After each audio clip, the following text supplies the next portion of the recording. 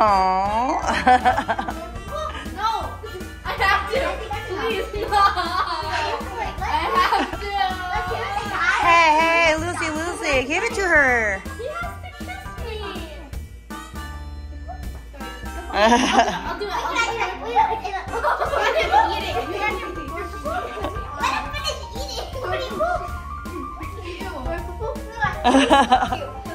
Guess who's talking to kiss?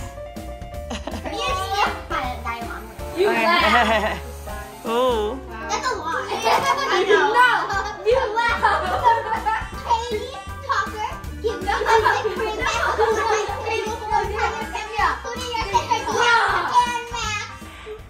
안녕하세요. 미국 사는 진돗개 도리입니다. 모처럼 미시간다운 겨울을 맞이했습니다. 겨울이면 항상 눈과 함께 해야 되는데 이게 안 보다가 또 눈을 보니까 반갑더라고요. 예뻐 보이고. 제가 이제 도리랑 여름이랑 같이 하는 시간이 좀 있잖아요. 하루 중에.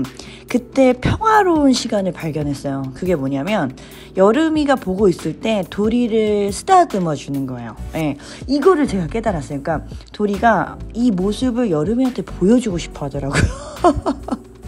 보통 여름이가 가까이 오면 도리가 좀 싫어하는데 이럴 때는 가까이서 보기를 원하더라고요. 제가 이렇게 만져줄 때. 예, 도리도 참 중장년의 모습을 보일 때가 많은데 또 이럴 때 보면 용납없는 어린애예요. 그래서 제가 여름이 만지고 온 다음에는 또 도리를 만지는 거를 꼭 여름이 보게끔 그렇게 하고 있습니다. 사랑을 갈구하는 모습을 좀 표현을 해요. 참 다행인 거죠. 왜냐면 속으로 꿍 하고 있으면은 이거 제가 알 수가 없잖아요. 근데 만져달라고 하니까 제가 이제 그 마음을 알고선 상대방이 원하는 걸 해줄 수 있어서 그건 참 좋은 것 같습니다. 예, 요럴 때는 좀 만져주는 게 부족했던 거예요. 그러면은 제가 이제 지하실에서 위로 올라가자 여름이 보고 그때 꼭 귀를 막고선 더 만져달라고 하더라고요. 원래 이렇게 애정 표현하는 그런 스타일이 아니었는데 도리도 이제 여름이 오고 나서 요런 게 좀 바뀐 것 같아요. 그리고 이제 우리 여름이. 여름이와의 관계도 진짜 생각해보면 너무 신기해요. 왜 이게 사람과 사람의 관계도 막 너무 좋을 때가 있지만 또 관계가 오래되면 뭐 섭섭한 것도 생기고 좀 아닌 것도 생기고 뭐 그런 과정의 일들이 막 반복되다가 이제 단단해지는 거잖아요, 관계가. 근데 여름이는 갈등이 1도 없어요. 그냥 뭐 이런 거는 진짜 처음 경험하는 건데 좋은 감정만 계속 가는 거예요. 뭐 얘가 저한테 뭐 싫은 거를 한다거나 마음에 안 드는 일을 한다거나 이런 게 전혀 없고 그냥 이게 좋은 거예요. 서로 이렇게 만져주고 막 이렇게 막 귀여워하고 서로 이렇게 좋은 감정만 표현하는 거니까 진짜 힐링돼요. 얘 만질 때마다 진짜 힐링돼요. 예. 뭐 짜증난다거나 뭐 이런 거는 싫다 이런 게 하나도 없는 존재인 거예요. 네, 세상에 태어나서 이런 관계 뭐 몇 번이나 맺겠어요. 근데 여름이가 저한테 나타나줘서 너무 감사한 거죠. 예, 근데 말씀드리면서 잠깐 생각이 난 건데 날씨가 풀리면 쥐를 잡아올 수도 있겠네요.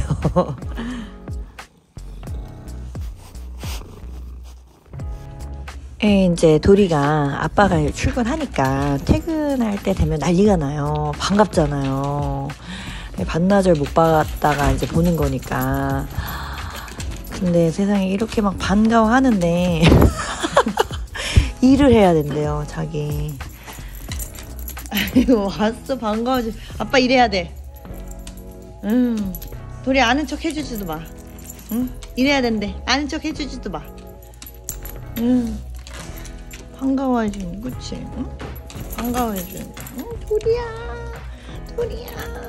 이러면 될걸. 응? 아빠 일해야 돼.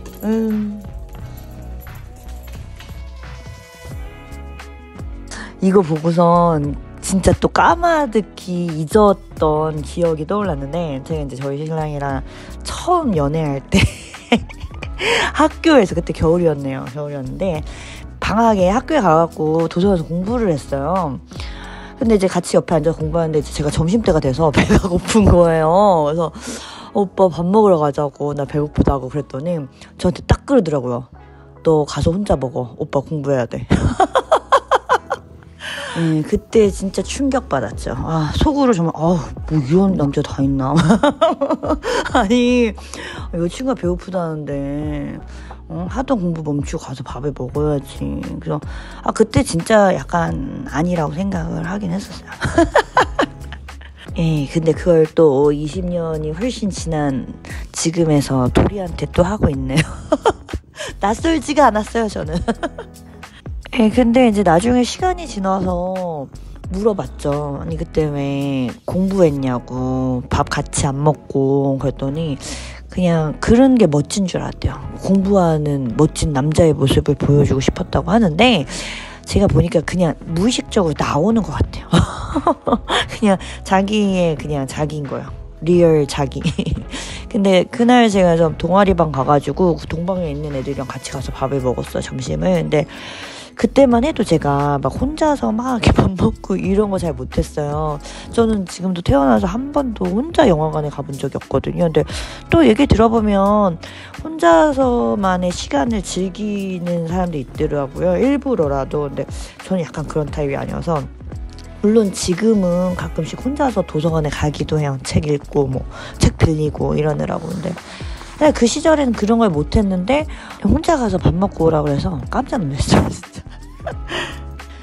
그리고 제가 지난번에 이제 춘기에 대해서 말씀드리다가 인용했던 드라마가 있어요. 그게 애플 TV에 나오는 5 Days at Memorial이라는 드라마예요. 재난 드라마고 실화를 바탕으로 한 거예요. 그러니까 미국에서 뉴올리언스죠. 거기에 그 태풍 카타리나가 엄청난 피해를 입혔거든요. 그 태풍이 병원을 덮치면서 병원 안에서 벌어진 일들을 다룬 내용이에요. 근데 제가 이거를 직접 보고 인용한 게 아니라 저도 지인분한테 듣고서 인용을 했던 거예요. 근데 이제 그걸 보신 분들이 댓글로 남겨주셨어요. 드라마 이름하고 이제 세부적인 내용을. 그래서 저도 한번 봐야겠다 하고 봤어요. 근데 이게 진짜 뭐 도덕적 딜레마에 관한 내용이에요. 그 태풍 피해에 있어서 어떤 우선순위를 두고 환자를 구할 것인가.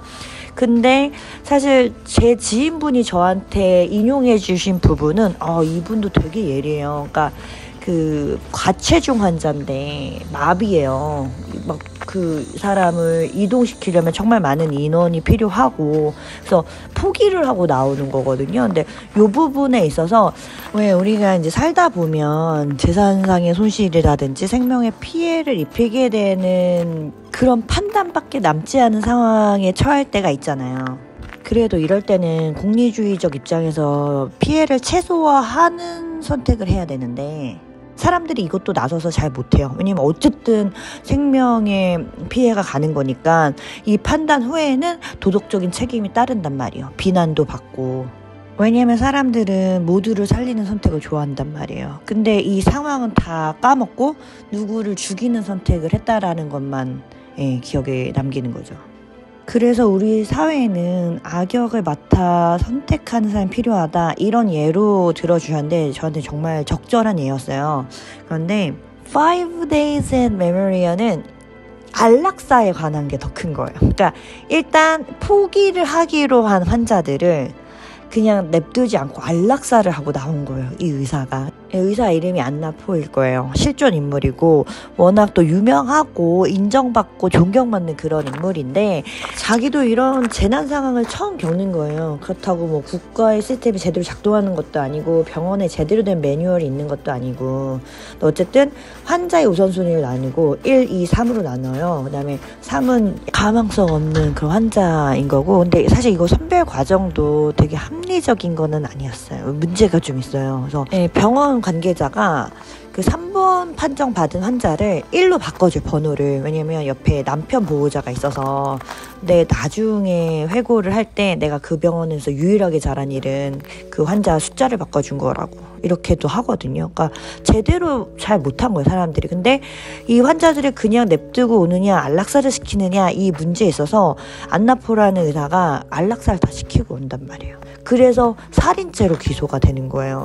물론 결론적으로 이 사람은 무죄 판결이 났고요. 그래도 뭐 악인은 아니었다. 그 환자를 위한 최선이었다. 국민이 절실히 구조를 요청할 때 국가는 정작 아무것도 하고 있지 않다가 최선을 다한 의료인들한테 뒤늦게 나타나서 이래라 저래라 판단하는 건 옳지 않다.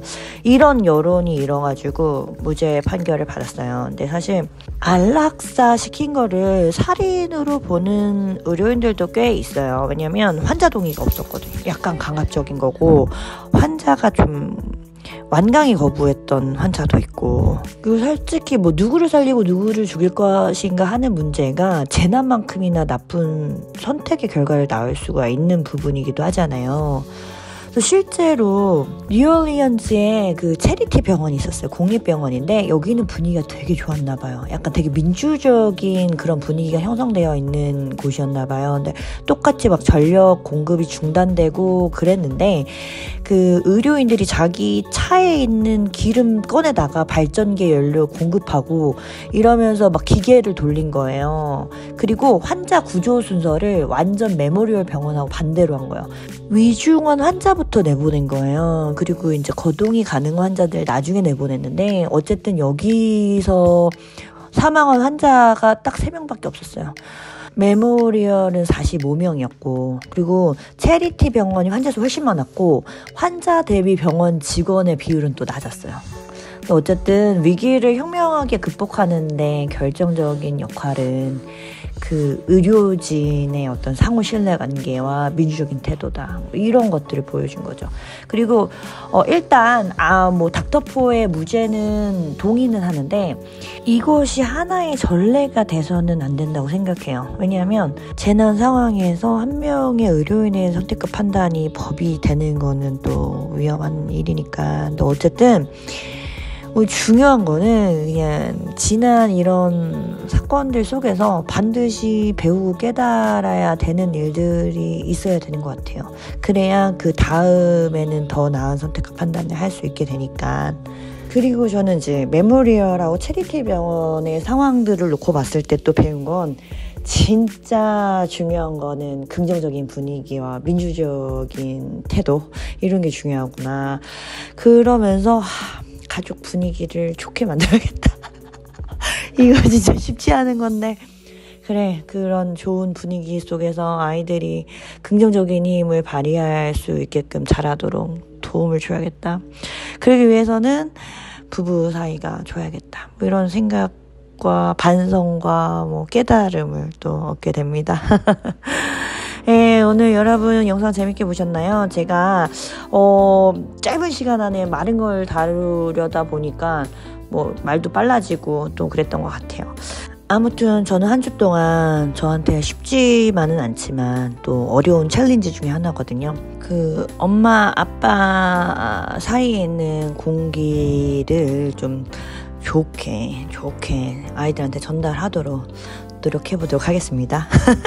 그럼 여러분 오늘도 시청해주셔서 감사드리고요. 저는 다음 시간에 더 재밌고 유익한 내용으로 찾아뵙도록 하겠습니다. 시청해주셔서 감사합니다. 안녕히 계세요.